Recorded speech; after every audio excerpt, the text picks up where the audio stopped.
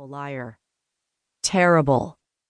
She'd get all red in the face and lose eye contact, or hold it for too long, sometimes without blinking. And then she never did know when to finally look away, naturally. Or she'd go overboard, say things that could never be true, that no one would buy, like the one she told to her then future mother-in-law on that first tete-a-tete, as sweat beaded at her brow, and, from the way Nadine was peering at her in naked judgment, most likely on her upper lip, too. "Ashley is one of my favorite names, actually," she'd said. This was true, technically. It was indeed a name she'd imagined possibly giving a daughter someday. So much more manly than Rhett. And, well, there it was. Nadine glared. Margo squirmed. And from that moment forward, they tolerated each other under a thin veil of mutual discomfort. Holidays were stilted, gifts were formal, and passive aggression became a new art form. Whenever Margo said or did something that Nadine disapproved of, which was pretty much everything, from the color she painted her kitchen, yellow, to the way she styled her hair, ponytails, Ash would just give his mother an apologetic smile, shrug his shoulders and say, "She's a Yankee," as if that explained it. And Nadine would pinch her lips as if, yes, that did. Ash. That's what she called him. It was an unsuitable name, really. A little too much in the Rhett territory when it came to the image it conjured up.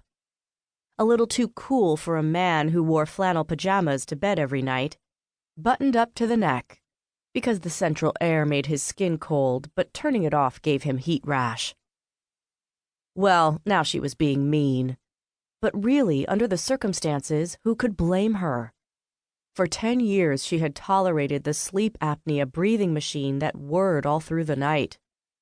She had always refilled his asthma inhalers, kept a packet of lactose intolerance meds in the zippered inner compartment of her handbag, even taking the trouble to transfer the pack with each season from black leather handbag to navy linen tote, just in case Ash indulged in ice cream or pizza or something else that caused trouble.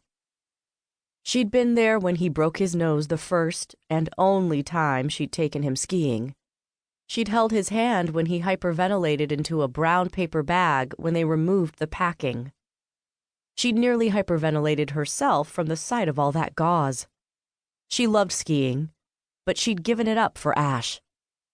She'd stood by him, through thick and through thin, through ups and downs, through good times and bad. And where had that gotten her? Nowhere. All these years later, she was moving backward, not forward. She was moving home. But only temporarily. Well, now she was feeling sorry for herself again, and that wasn't good. 12 hours ago, she'd felt angry. Angry to the bone. But somewhere after the Mason-Dixon, that rage had tempered to sadness and self-pity, and that just wouldn't do. Especially when she'd eaten the last of the chips from the family-sized bag she'd purchased at a truck stop in Maryland. Margo sighed as she pulled into a gas station off the highway and parked behind a tired-looking tan Jeep with New Hampshire plates.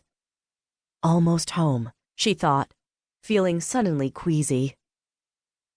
There was a chill in the air when she stepped out of the car, despite it only being late September. She rubbed her arms, started the pump, and propped the nozzle in the tank. She'd been driving all night with only a few stops for gas and food. A good cup of hot coffee would settle her stomach, give her the boost she'd inevitably need when she arrived in Oyster Bay. With some explaining to do. The realization that she was closer to Maine than she was to South Carolina made her frown. She'd actually done it. Packed her bags and left. Left behind her husband, her friends, her career, her house, her life. She'd never again linger at the round walnut table on Sunday mornings, sipping her coffee and reading the newspaper. She'd never again go to her Tuesday yoga class or her Thursday Pilates class. Not that she minded skipping that one per se.